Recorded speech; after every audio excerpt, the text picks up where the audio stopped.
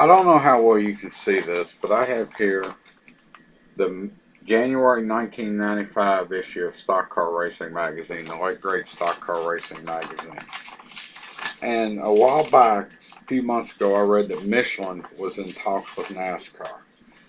Now, I don't know if this is to bring another tire into the top 3 NASCAR series, but this is a bad idea.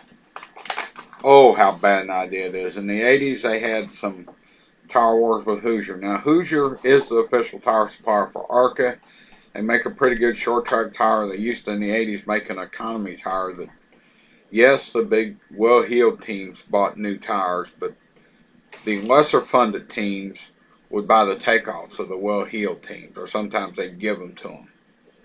And you had good fields, pure and simple, on the short tracks. But this idea of, if this is an idea of a tire war in NASCAR's top 3 series, no, no, no, no. There have been drivers injured in previous tire wars. Hoosier was in the late 80s and again in the mid 90s. For about the last 20 years, it's been one tire company in NASCAR's top 3 series, and that's the way it needs to stay. I'm going to read an excerpt from an article written by Ray Everham.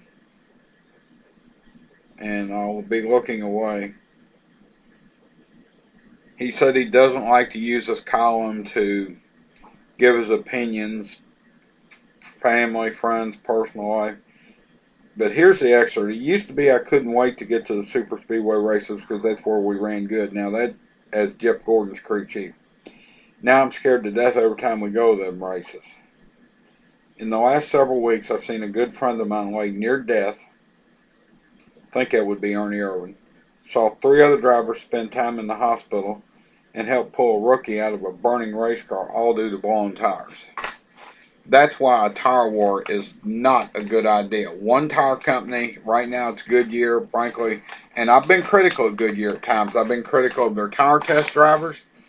And one particular tire, I have literally on this channel called on them to junk because it fails more than any tire going. But no.